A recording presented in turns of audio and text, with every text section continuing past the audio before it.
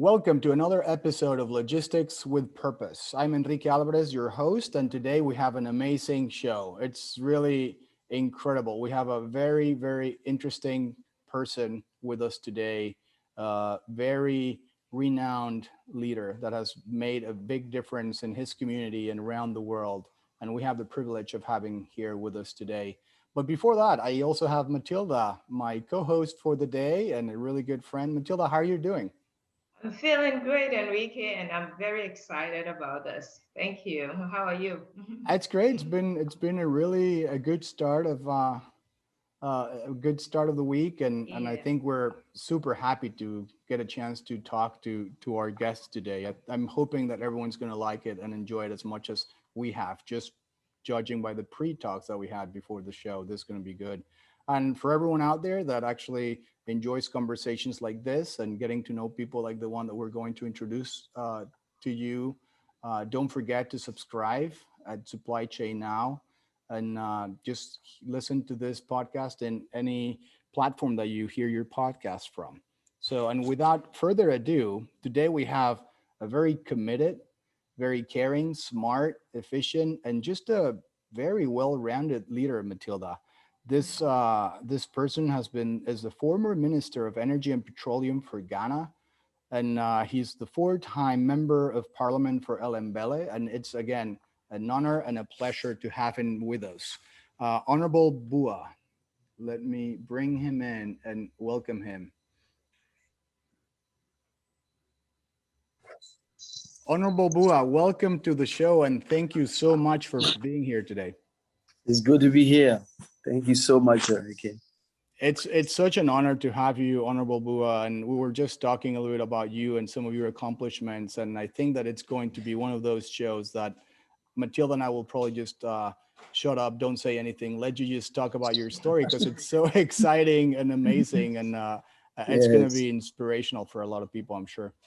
yes. It's very exciting. I'm very happy to come back and to share my story with your audience.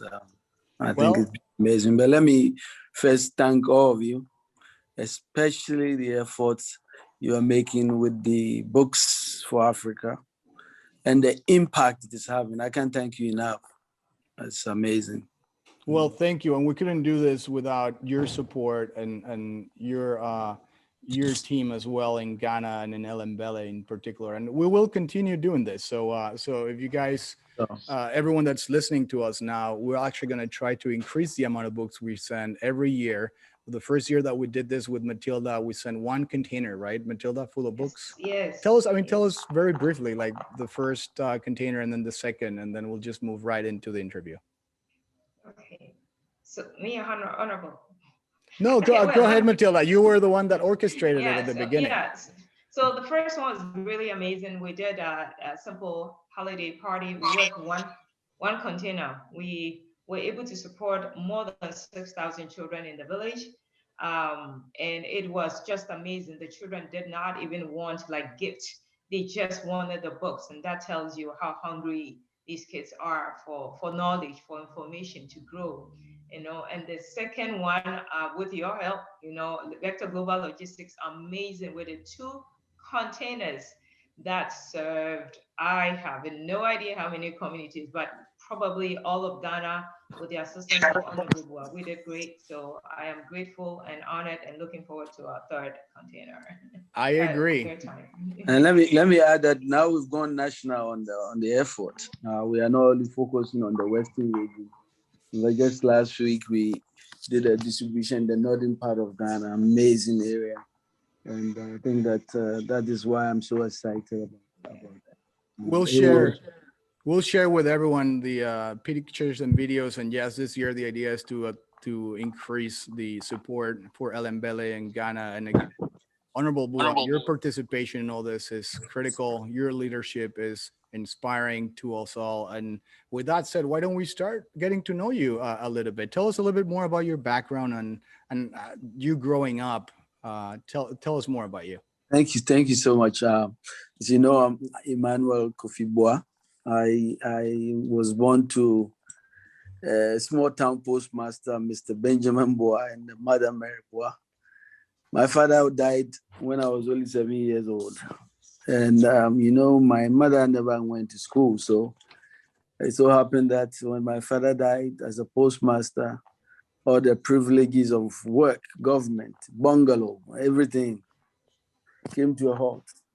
And so suddenly my mother and 5 of our siblings found ourselves homeless.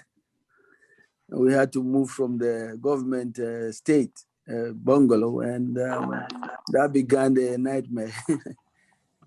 But I have to say that through it all, the hard work of my mother, who was a farmer and doing everything he can to make sure we are educated. We did. I remember one night when I was growing up, I saw my mother bend down as if he was praying, and I checked and I realized that she was crying. And I asked, I said, "Are you crying?" He said, "No, he was not crying. He was praying." But really, she was. And it was almost 2 months.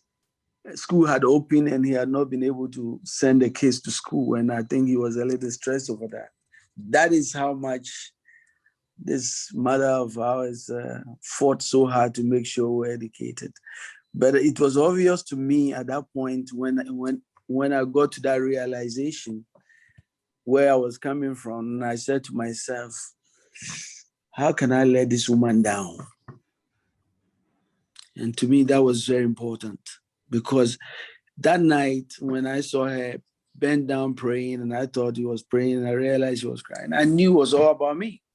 Right. And whether or not we could change that cycle. And, so we continued on. I ended up being the University of Science and Technology. Honorable Buah, before we jump into the professional Yeah. career, because it's equally important and exciting. I mean, Yes. I wanted to ask you something. I mean, your mom sounds like Yes. an incredible person. Yes. Hardworking and committed and passionate, and Yeah. the cornerstone, it sounds like, of your family. But what were some of the things that you remember about her telling you, like when it comes to school and learning and working? And did she always tell you something that you had to do this or you had to do that? You would not believe this. Until I actually grew up, I never knew that my mom could not read and write. Because you see, I will come back from school and she will make sure you do your homework. Have you opened it? And she will be sitting down with me, and I will be reading, going by page, and she was nodding as if she was participating in the exercise. Wow, that is. Can you imagine? My mother. That's amazing. Until I grew up, I joke about it, but this is serious. She'll be sitting down with me. I will be going through the exercise 1 + 1, and she said, "Okay." And she will pretending that she's following everything. She will get up, go and come and say, "Where are you? Are you done?" In my local language. And all those times, I thought this mother was really checking everything. It turns out she couldn't even read and write. Yeah. That's how unbelievable. Yes, that's how incredible it is, And I think that after university, one day I said, "Mom, you know what I want to do for a birthday? You need to go for adult education." I'm very proud to tell you, at least she can go through her Bible verses today and make some she know all where the verses are. But through it all, I think she became very resilient. She also became very spiritually strong. And to me, that is what led us through. And she was very prayerful. You can't stay in her house without getting up at 4 a.m. to pray, or you won't sleep in the house. She sounds incredible, just like so powerful. And thanks for sharing that. And you were probably still very young at the time, right? It was. I was very. 8 years. We are talking 8, 9, 10 years. I'm going through all of this, and it was amazing. At a teenage point, she packed me. My uncle, who was more of like a father figure at the time, said, "You can't stay with her. She has to come and stay with me." And reluctantly, she had to stay. She couldn't say no. And I had to go and stay with my uncle. And I'm telling you, those were terrible experiences. So, Honorable, there's a part where I think the viewers need to understand that in Ghana at that time, when a spouse or husband passed on, the family also had the right to sometimes maybe take the people out of the house. Yeah. What happens? What happens is that once your father is gone, a decision will be made to see who is resourceful enough to support. And so, the decision was that my uncle, who was at the time doing very well, a businessman, who was more of a disciplinarian, she can bring up a guy. I mean, we have this view that it's difficult for women to really nurture and bring up boys. So if you want a boy to have the discipline, then the male figure has to be around. And that's really what happened. It so happened that when I joined my uncle, who were 3, he had 2 kids, a boy and a girl. It so happened that when I joined them for class, I was in class with his son, but the son was not as academically good as I was. And every time we've gone for exams, I will blow and then he will not do it. And then there's something called common entrance exams. I passed the entrance exams. That takes you to more of high school, right? So you can basically move to high school ahead. And my uncle will not let me go because the son did not pass. Oh, wow. Well, it must have been a lot of pressure, right, for your cousin, it seems like. But there's something miraculous that happened. That my story of how I went to secondary school. I was in this village playing a ball and I hit this man who just came out which village? Was that Elembele or no? Not yes, Elembele. in Elembele, there's a town called Atuabo where there's a gas plant today.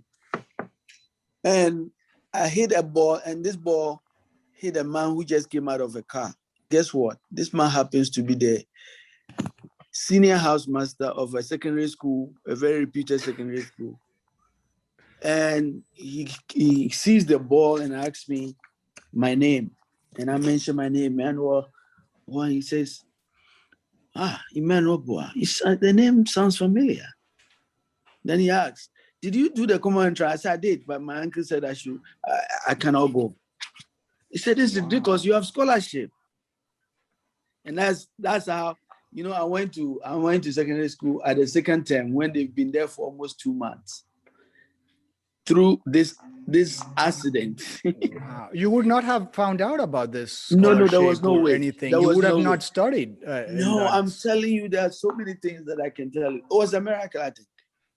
I mean, I went to secondary school, and this man remembered the name because he had a list of students who never attended the first term and was returning our scholarship, writing back to government that these people did not make it to school. So he was returning our scholarship. And because my name is Buah, I was on top of the list. So he could remember it, he said.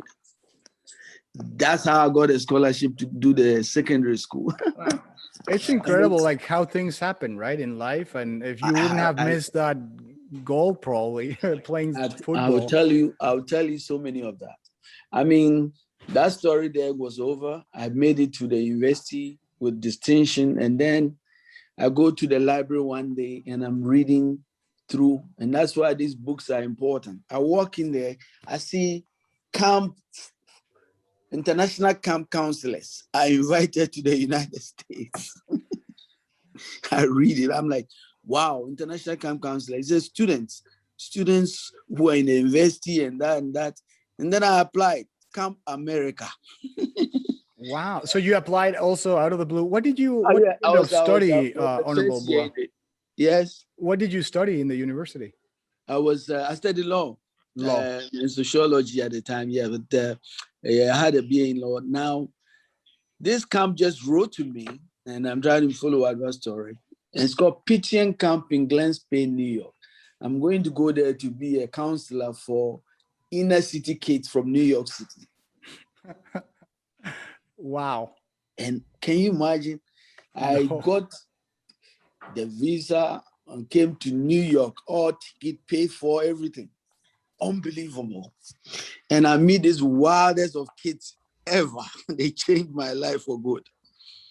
And these were kids that faced a lot of tough challenges. But, you know, by the time I finished the camp, I mean, I was able to impact these kids so much that the camp decided to invite me the following year. And this time I was more like a senior counselor. And they actually made me the representative of the program in Ghana. It's called International Camp Exchange Program. And I was in charge of recruiting international students to come to the summer camp. Wow. Yeah. And I was amazing. I became a coordinator. I was a student coordinator of the programs, and it was amazing. And it was through this program that I actually came to the US after university and went to do my graduate program at the University of Maryland as well. Well, and it seems like the children that you were leading back then as a camp counselor were the ones that kind of showed you how important it is to give back. I mean, at what point in your career did you understand how critical just helping others and honestly how good you were at making those connections with children and people in general? I mean, at what point did you start to see this political career? Critically. First of all, I learned that through all those challenges I was going through. You know, in all those challenges, my mother every evening will make sure there's extra food for other people who did not have food, even in all the things she was going through.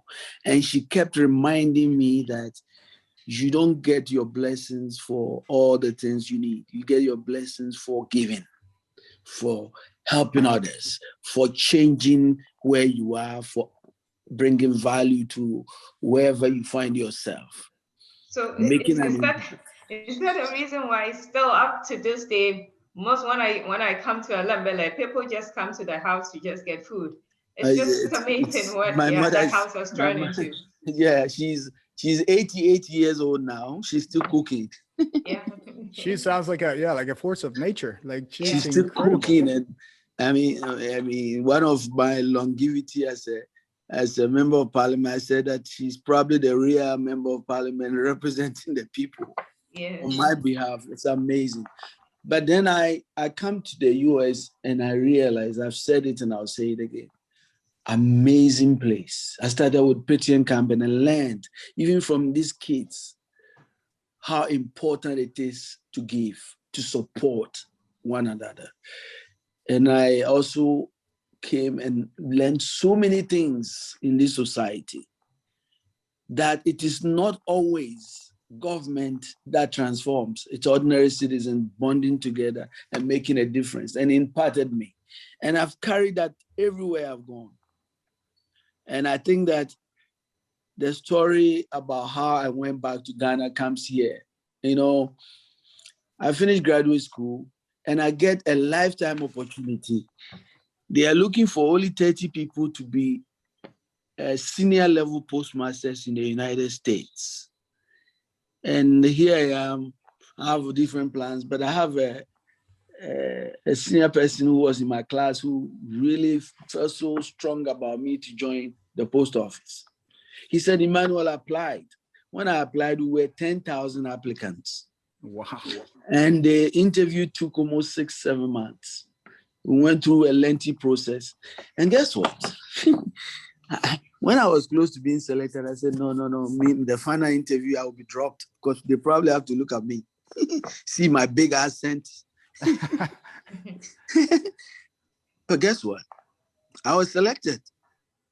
And it was an amazing experience. I went through a 2-year intense advanced management training program across the 50 states, going to mail processing plants, going through administrative places, and learn the art of managing organization for 2 years.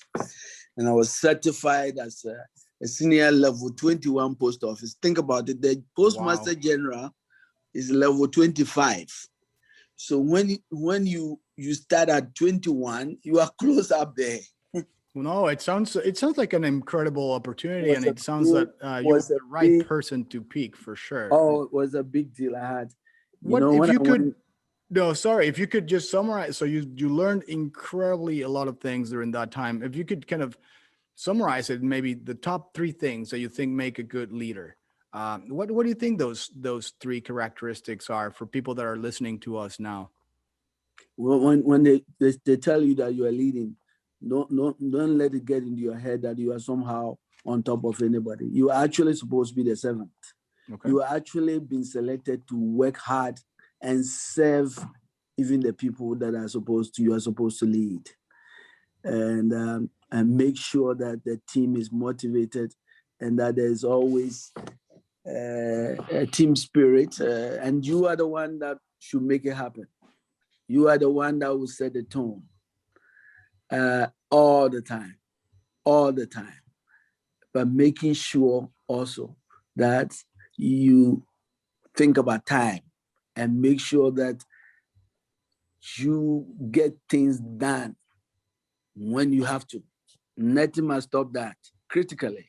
And those are some of the things that really guided me in the post office. But interestingly, my first station was in Rhode Island, Rhode Island.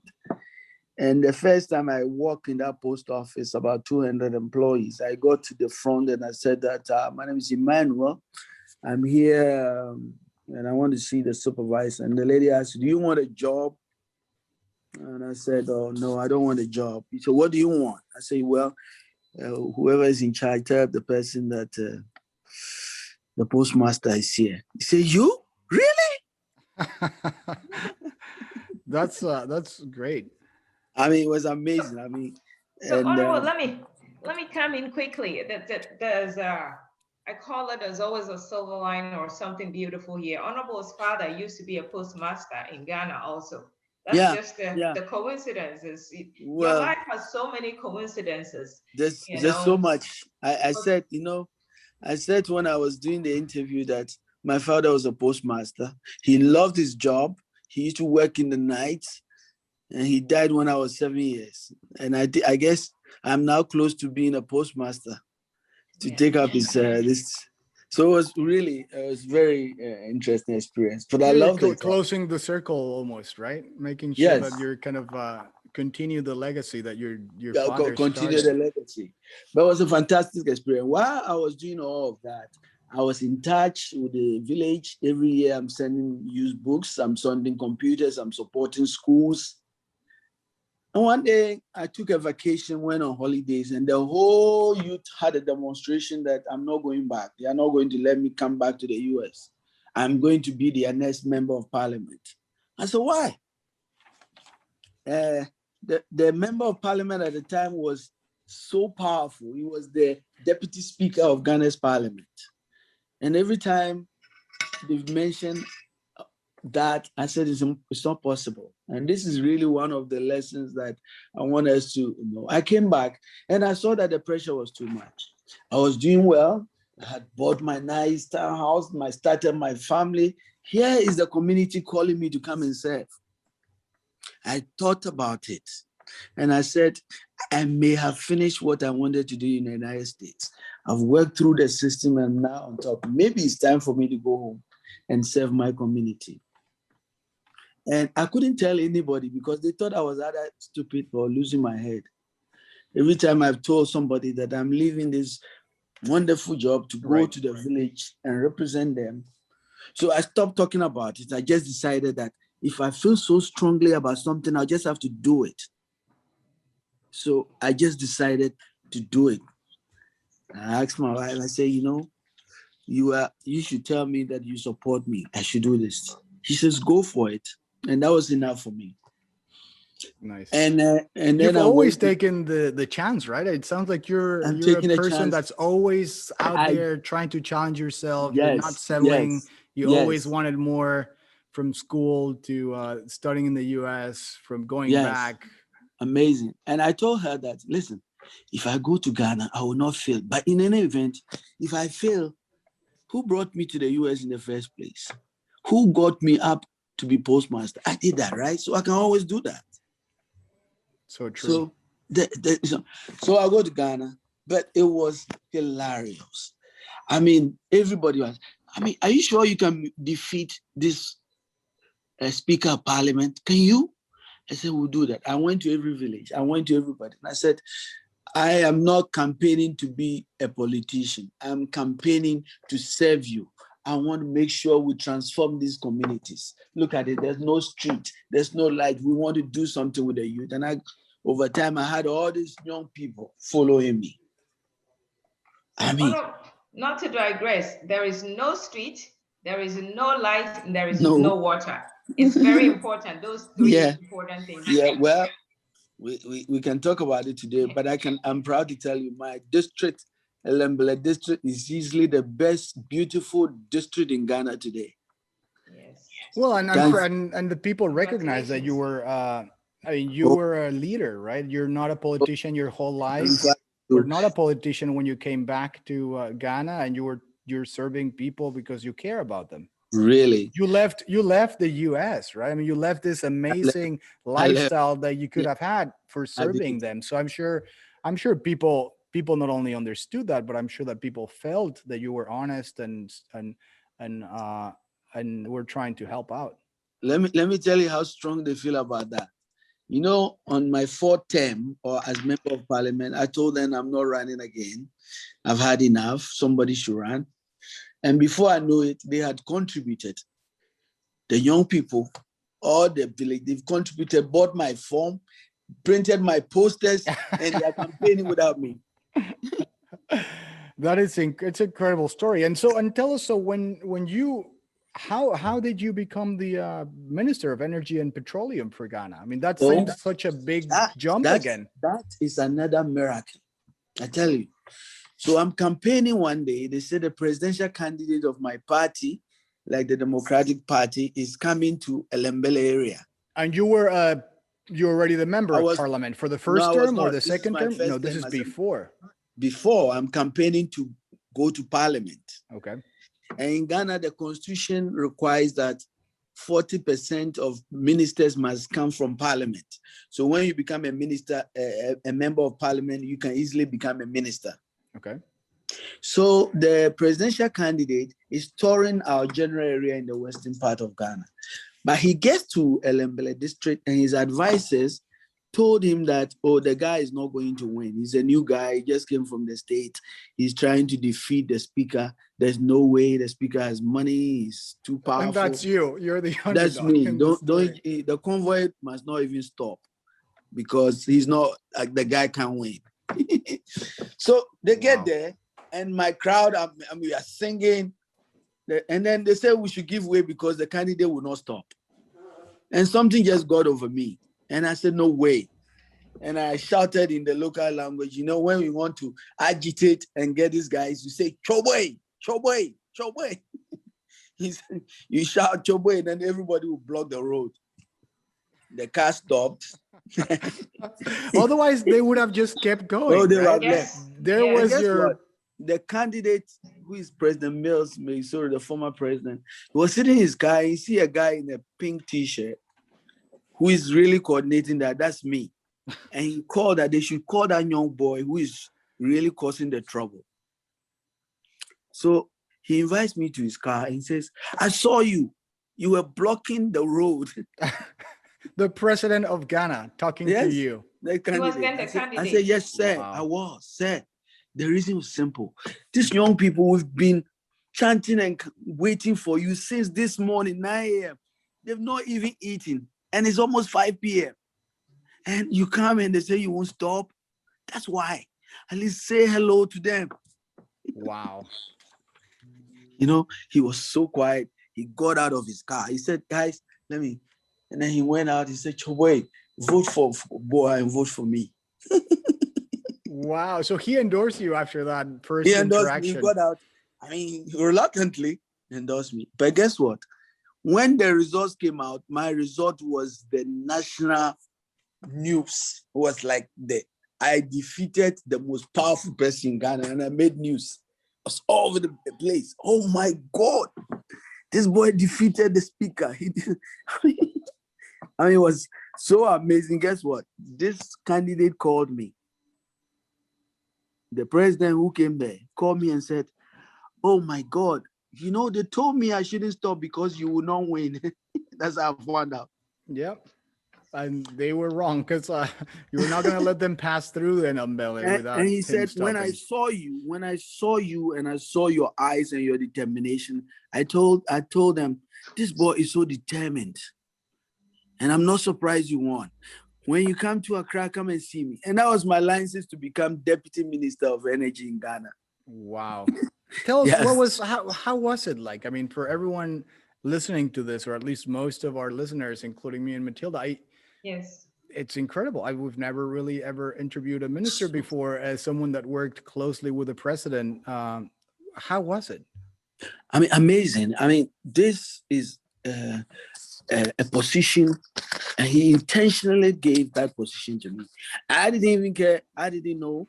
But it turns out that this is the most coveted position, becoming Ghana's energy and petroleum minister. Every powerful person wanted to become that person, and that is probably where everything is. But he knew that he wanted somebody who is different. And I have to tell you, I've faced a lot of challenges, but this was a very tough place where I became a deputy minister when Ghana was first discovered oil and was about to produce oil. And I had to lead Ghana for that oil production. I had to lead Ghana to build a gas processing plant. Wow. And at some point, there was also power crisis, and we had to address power. I was coming to Houston. I was flying the world, finding long-term solution. And today, I can tell you, I am the longest-serving energy minister in the history of Ghana that brought all the solutions you can think of: power solutions, gas solutions, basically stabilize our power systems in Ghana. Honorable, let me ask you, did you have experience before when they put you there? Sorry. I didn't have a clue. So how did you? Actually, the day I was appointed, I had to go and read about energy. I wasn't an energy expert, but it was easy for me because I was just going there to be a leader, to be a manager. And to me, that was what is important. I remember that my first meeting with all these engineers, I was a young guy who kept, answering a lot of questions. So in the evening when I closed, I said, "Young man, you are not going home. You are going to sit in my car. Me and you are going to have some power lessons." And he became my tutor. And everywhere I went traveling, I was with him. And within a year, if you're an engineer, you want to come and talk to me about power, be careful because I know too much, probably more than you. And that's how quick I learned. It was a lot. It was a lot. But there was something very fundamental that I knew I had to do. How many years were there, Honorable? I served 4 years as the deputy minister. And then another 4 years, a new president promoted me and made me the minister. Wow. And made me the minister. And so I served in that capacity as a minister for 8 years. But as a member of parliament, I'm now in my 16th year. Wow. So if you don't mind, let's just have a quick 1-minute break, and then we'll come back to like the rest of the story, because this is incredible. I mean, we're super excited, and we could be talking forever with you, but I know that you're incredibly busy, and I want to be mindful with your time as well. So let's just quick break, and we'll be right back with everyone. Thank you very much for following us, and thank you very much for listening to Logistics with Purpose. We are with you and we're happy to be here. All right, so let's just give it a couple of minutes, Mr. Matilda, and how do you think we're doing so far? Is there anything that we need to change, Honorable Buah? I mean, it's been a great conversation. But... No, I think it's Okay. excellent. We basically finished the introduction, my personal story. Correct. We are done there, so we can move to. We can talk about the Matilda. You can take it from here and talk about the Aya community and the Yes, we and can the now food talk bank about too, some right? of these very important projects that I've done. Something that you have now and something that you'll have going into the future, and then we can just close it. All right. Matilda, you saw the pictures of the food No, bank? I'll pull it when I'm done. Okay. Yes. Okay. All right. So if you can come back, because we don't see your video. Yes, I'm back. Buah. I'm back. Right. I'm back. All right. So I'll reintroduce the show.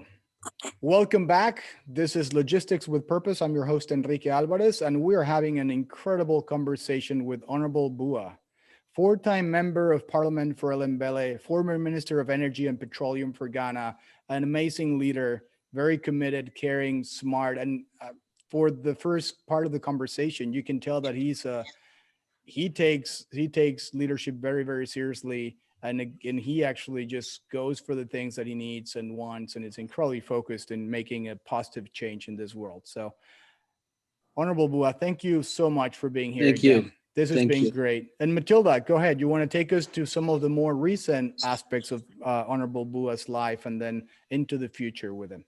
Sure, definitely. This is exciting. This is I think Honorable Buah's first ever podcast in the US. So yeah, we are honored to have this wonderful conversation. Honorable, tell us a bit about the Senior Citizen Center, the Aya Community Center, why you built it.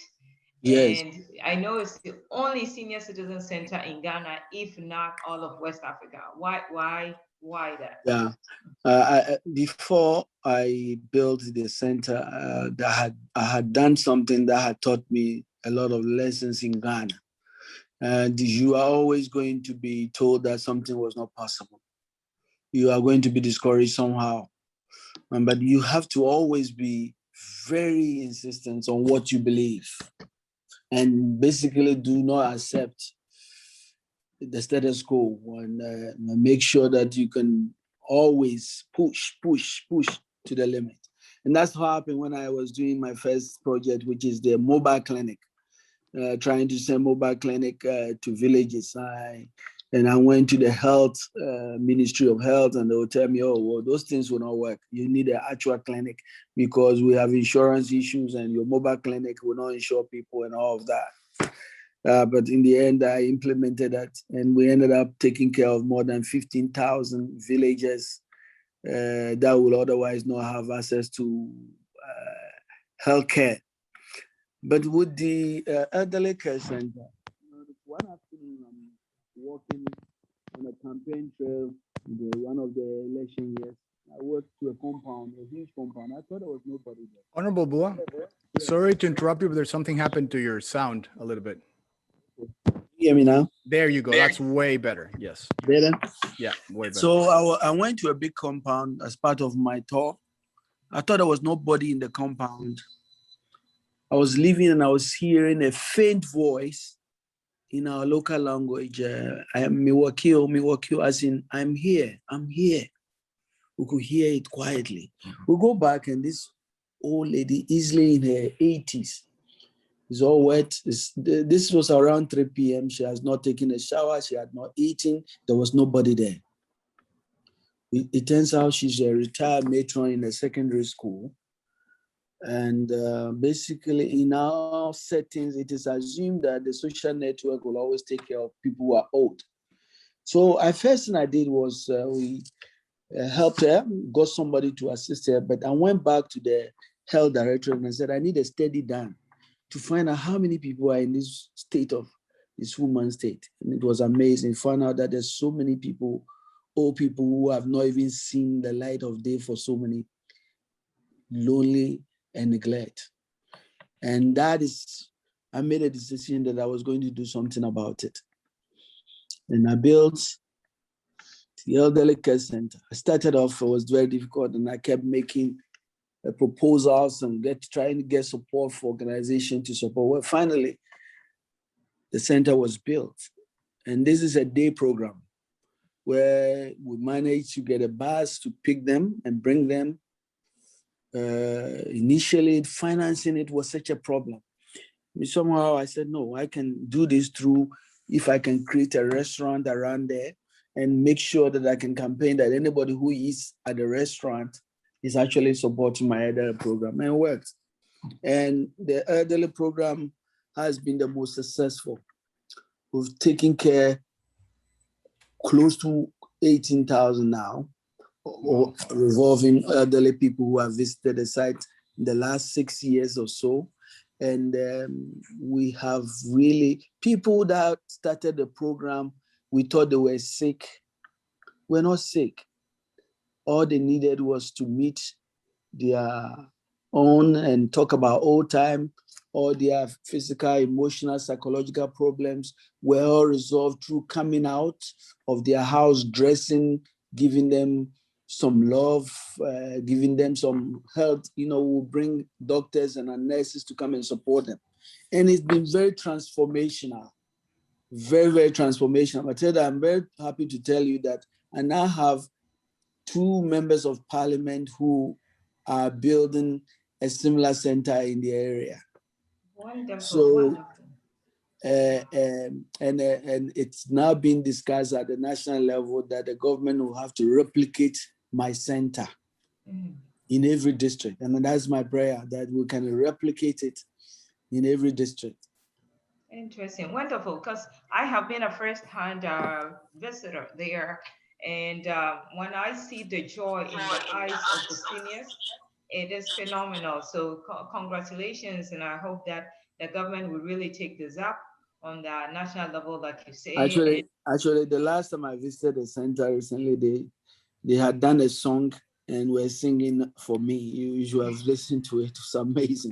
That's nice. They think that I'm going straight to heaven. Yeah. They think. So honorable. Okay. So honorable, for me, I look at you are a trailblazer, because that is the kind of leadership that we are looking for not only for Ghana, but for Africa. So on the next, when I think of another thing that you have done that has not been done in Ghana is the food bank. Yes. I think if not only in Africa, I've never seen anything. I travel a lot, but I haven't seen anything like what you have. What was the reason behind it, and what is the future of the food banks in Ghana? Again, I have said that to lead is to basically find solutions to pending problems. And that is really what the reason for the food bank. I mean, luckily for me, I have had a chance to be in the United States, and I have to say that I'm always very proud of my experience in the US. I mean, my experience overwhelmingly has been very positive. I've met too many kind people. I've visited the food bank myself as a student, and at some time when I'm broke, and get some few things there, and I've seen how it works. And so nobody could convince me in Ghana that the food bank would not work. Right. And the whole idea was to make sure that we can get a place where everybody can drop food when things are okay for them, for people who are in need. Because somehow, someday, somebody will be in that position and also pick something at the food bank. Initially, it was really challenging for people to, I think that I fixed a date for people to come with a lot of food to come and support. That day was a nightmare. I had more than 1,000 people. Everybody was coming for food. Well, yeah, the need is the need big, was amazing, right? And the idea wasn't there yet. Yeah, and I had started the food bank with 200 bags of rice and other things that I managed to buy myself. And then I realized the campaign should go on, but gradually. But I'm very proud to tell you, within this short period of last year, we started. We served more than 6,000 people really in need. I'm not even talking about people who were just giving out food, but people who were really sick at home, handicapped, orphanages, people who were really in trouble in this COVID period. And it was transformational because every time we send food, to somebody who did not expect, you should see the smile on his face. I could imagine that because Oh, even here in the US, I oh had the my God. opportunity to serve some food here, Eh, and I was surprised to see how many food, Yes, let alone a place like a Lembele, So this is kudos to you, and it then is I pray that amazing. we'll continue finding And great partners. we have to do it. I'm happy to announce our 1 year anniversary. And we are doing that on the 5th of May. So Congratulations. we are inviting a lot of organizations to come. We basically have to stop the food bank again for this year. And so there's a lot of festivities. We will celebrate it. We will have people who have benefited talk about their story and how what this has done for them. So it will be very beautiful. But the food Wonderful. bank has been very transformational as well. Definitely. I'd love to share some of your stories after with the Yes, videos, if you can yes, share that please. with us. Yes. Yeah. So I think that I will leave a lot of the videos of the elderly care center and the food bank and all of the experiences. Yes, With we you. will, and we will add all those links and pictures, videos, and everything else to the Yeah, interview when we post yes, it. And thank yes. you once again for doing it, because it sounds that it's going to be, as you mentioned, very transformational, and it's definitely something that we should all be working together on. Yes. Yeah, And the next topic you are probably coming on, but my next Oh, thing that I'm excited about is your books, the books. we were just going to so talk about the books just now, so thanks for bringing it up. And for you, you're a big advocate of education in general, and it's clear, It and is we the now reason I'm understand sitting why. here, Enrique. Right. It is the reason I'm sitting here talking to you. yeah. I probably would have been maybe dead or something. Education is the reason I'm sitting here. Books is the reason I'm sitting here. I picked a book called John Plowman Talk. John Plowman Talk. I don't know where I found the book. I found it somewhere, and I kept the book, and I have to tell you, all the books that I read kept telling me that there had to be something bigger than where I was in that village. The world must be bigger. And I always knew that I had to reach and work hard. And if I do, I will get to that world. And I'm happy I did. What can you say about the partnership that we now have with Books for Africa? I think you have gotten to know Books for Africa a little bit better as an organization. They're providing a lot of books to a lot of different places in Africa, and they've started this partnership with us and with you. Is there anything that you'd like to share or tell them? This is different in the sense that, used to be they'll bring books, yes, but the books will not be sent to the people who actually need it. But what we are doing with you is that we are able to send the books to the schools. For example, we are able to go to the education director in the district and tell them about the books we brought and listen to their needs. Our scores are really suffering in maths and English. And if we can get maths and English and science books, that's what it's worth. And that's the type of books we will send to them. So the books we are sending to the schools are very relevant to the challenges they have. And it's really welcomed, and it is really making a difference in the results they are having. And that's what I'm excited about, because it is not really fair for example, my focus is sending these books to the remote villages. These students often do not have the right teachers, do not have the right infrastructure, do not have the right books. Yet they are supposed to compete with the same people in the cities, write the same exams. And often you will realize that some of them will not make it, even though they are very smart. And all these books are doing is giving them a level playing field, an opportunity. That's all anyone needs, right? Just an This is opportunity, it. and And just that's make why it fair opportunity. Because if you're that right, is there's a what we lot are of doing. disadvantages.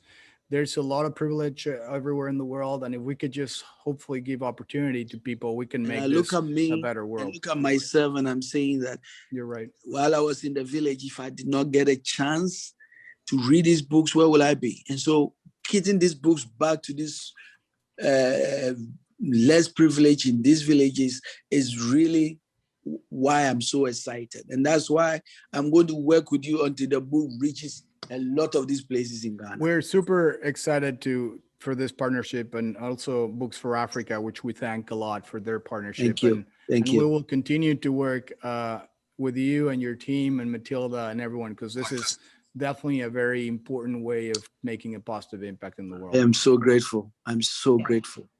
So, Matilda, go ahead. So thank you. And Enrique, every time I kind of take vector from, because you really push this to be initiated with Vector Global Logistics. So I'm really, really humbled every time I talk about the partnership between Vector Global Logistics and Honorable Buah. It is something that I feel every African leader should know and should be part of it, and also support Vector Global Logistics, because it is that support that allows us to do what we do. So, Honorable, from then on, what is the one most important thing that you wish all African leaders could do or should do for their communities? I'm putting you on the spot. I mean, don't put me on the spot. I mean, I think that's a tough question to ask. I think that my answer is this: all the big things we are doing, it boils down to people. We must really translate everything we are doing into, and ask the question whether it's impacting positively on our people's lives. It is in the final analysis the bread and butter issues that matter. Whether or not a child that is born in Atuabo, my village, today will get a chance, if he works hard, to be a minister in Ghana, will get a chance to succeed. Give him a fair shot. And I think that is what we have to do and work in Africa, creating the opportunity, the environment that allow young people to succeed. God has given us our capabilities. We just have to make sure that there's an opportunity. And if we do that, I have learned a lot of that in the United States, seeing so many people who have come here with nothing. And just because they had the opportunity, they have excelled. I have so many medical. Oh, your phone. Yeah, your phone. I think it's probably on something. Yeah. My phone is going again. There you go. No, there you go. So I think that we just have to work to really create a level playing field so people can succeed. And I think that message, Matilda, it's probably for anyone, anywhere in the world, yes. Not only African leaders, yes. But really all kinds of leadership and people. Just quoting Honorable Buah, create opportunity to let the young people succeed. That's the incredibly wise yet simple words that Honorable Buah has shared with us today. And just quickly changing a little bit of gears here. Yeah. Right now, I know that you're involved with the AFCFTA, which is the African Continental Free Trade Area or Center. Tell us a little bit more, and in particular around some of the opportunities and challenges that you see facing the AFCFTA and logistics, right? Because at the end of the day, logistics are a very important topic for all this to happen. How do you see that right now and into the future? Thank you. Huge opportunity. Let me tell you how I come to that. I am currently the leader on trade, industry, and tourism on my side in Parliament, the ranking on trade, industry, and tourism in Parliament of Ghana. And in that capacity, one of the critical focus is on the African Continental Free Trade. This is an amazing opportunity for Africa to leapfrog, to basically lift our people out of poverty. And I think the statistics I've been given all the time shows it. There was $460 billion of trade that went on in 2019.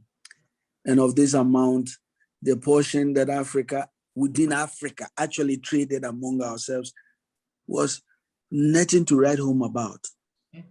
Less than even 30 billion. Wow. And so the question that we have to ask is that, what can we do to make sure, we are going to consume, we are going to put on clothes, we are going to do a lot of, can we increase those volumes among African countries?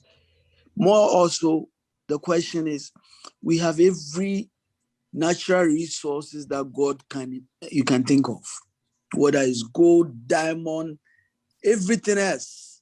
Yep. I mean, I use the example of cocoa. Between Ghana and Cote d'Ivoire, we produce almost 90% of the world's cocoa. So all the chocolate we eat in the world is coming from Ghana and Ivory Coast. Guess what? We still buy a lot of the chocolate from Hershey's. I actually visited Hershey's Park and I saw how beautiful it is. My point is that when do we get to that place where we are adding value to the things that we have comparative advantage? Right. That will help create the jobs and allow us to really, really empower people. That is critical. And so the African Continental Free Trade, yes, we started at a time when COVID came and has brought its own challenges. But we have to start thinking beyond COVID and to basically ask the question, what are the impediments to this very noble idea? And there are a lot of them. One, it is very difficult, for example, to send money from Ghana to my next door, Togo, than to send money from Ghana to London. It is easier to fly to the United States than to fly to Senegal from Ghana. How do we break these barriers of transportation within Africa? It is very difficult when it comes to energy. While we are making a lot of programs with electricity supply, a lot of the countries around us are below 30% of access to electricity. So we need to make sure we work within the continent to create these and shatter these bottlenecks and allow our countries to have the opportunity to trade. Until we do that, now internet is one of them. Access to internet is critical. How do we make sure that we are investing in the internet superhighway, which is the key in this 21st century if we are to do business? These are the critical things that we as African countries need to focus on. There is going to be a after conference very soon in Ghana. I saw the Minister of Trade give a speech on how focused we are going to continue to be. But it is clear that if AFTA succeed, Africa will succeed. No, it sounds like an incredible project, and we would love to check back with you maybe in a couple more months once this is launched. And you're right, Africa is such a rich continent, not only with the materials but also with talent and people and creativity. Exactly. So yes, you're absolutely right, and we look forward to kind of understanding a little bit more of what you're going to be doing and some of the things you're leading. So Matilda, do you have any question around this? No, so I see where in terms of logistical challenges, like Honorable just mentioned, that it is more difficult to travel from Ghana to Senegal than it is to travel from Ghana to US. What is Africa currently doing to alleviate some of these challenges? Yeah, the African Union has come out with a very huge proposal.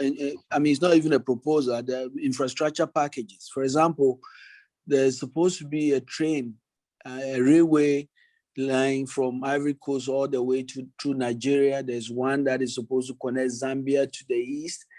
Basically, an infrastructure network that will basically create the opportunity for Africans to trade and interact more and move. A free movement of goods and people across the continent is the key. And to me, that is a very good initiative. One of the complaints that I heard was being said was, it looks like a lot of the financial institutions are not being very supportive. Mm-hmm. And my question I have was that we need to strengthen the African Development Bank. Right.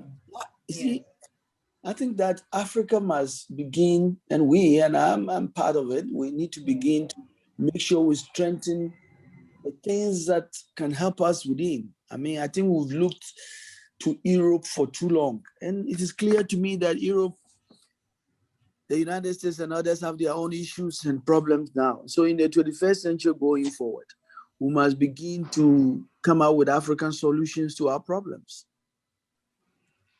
So, and that's why I think that, like you said, the most exciting or impact that you probably want to see is for the after to move in the right direction from everything else that you have mentioned.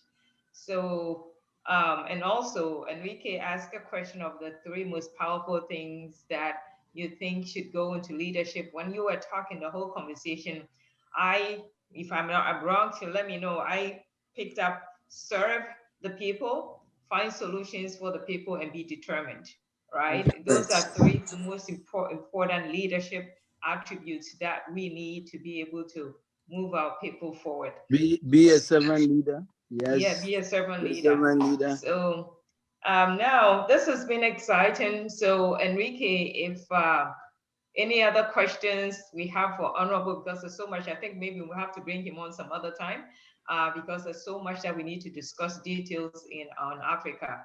But if not, maybe Honorable Buah can share information on how people can reach you at any given time to partner, to support, or to work with Vector Global Logistics also for us to be able to continue doing what we need to do. Yeah. Yes, and Honorable Buah, I think Matilda's right. You can with our full support, as you always have. But yes, how can, I'm sure this is going to be the first of many episodes, and hopefully you can come back in a couple more months to tell us a little more about the infrastructure packages, and the interesting developments that you are having not only in Ghana and El Mbele, but also in the African continent. If you can tell us or tell the people that are listening to you today how to connect with you, what would be the best way of doing that? Well, first of all, I'll give out my email. It can always be reached on eboa1@yahoo.com. We also have the ayacommunitycenter.org that you can always send information there. I also make sure that we have a contact to our office that I will give out. But more importantly, let me also say that I think we have very important things that we are focused on right now. As I said, we are celebrating our first anniversary of the food bank, and our focus is to make sure that we engage more and serve this time 12,000 or more people than we did last year. So it's a very big goal. We are going to do that. We are continuing with our elderly care program, and we are continuing to push it. I think that we are starting an initiative. Once I go back, and I'm starting this initiative 1st of June, and is reading with the Member of Parliament. And as part of the books for Africa for the schools, I've decided to put a face to it by making sure that almost all the schools that have gotten the books, I'll be visiting, and I'll be spending some time reading with the students just to motivate them. And I'm sure that Matilda, at some point, when we get enough of the containers, I think it will be time for Enrique now to visit Ghana. I would love to go. If it weren't for the pandemic, I'm personally Matilda going brings chocolate back, and you have no idea how amazing it is. You will. I treasure it as yes. I never share it with anyone here at the office. Oh, I'll bring you some more. You didn't tell me that. Okay, so exciting. So no, thank you so much. This has been a delightful conversation, incredibly inspiring, and again, thank you for sharing some of your personal stories. Thank you for being the leader you are right now, and we look forward to continue not only working with you but learning from your example. So, Honorable Buah, thank you so much. Let me say on behalf of all the faces that you guys will never meet and see, say thank you. There's so much you are doing indirectly to so many people. And I'm telling you, I am sure that if they are all here, they will be shouting so loud, it'd be unbelievable. Thank you so much. No, thank you. We're honored and humbled by the example. And again, we'll definitely would love to go to Ghana sometime soon and enjoy with you and the rest of the Elembele community. Thank you so To everyone else that's listening to this episode, thank you for joining us. This has been an incredible conversation with the Honorable Buah. Don't forget, if you enjoy conversations like this, don't forget to sign up for Supply Chain Now, Logistics with Purpose. I'm Enrique Alvarez, your host, and I wish you all a great week.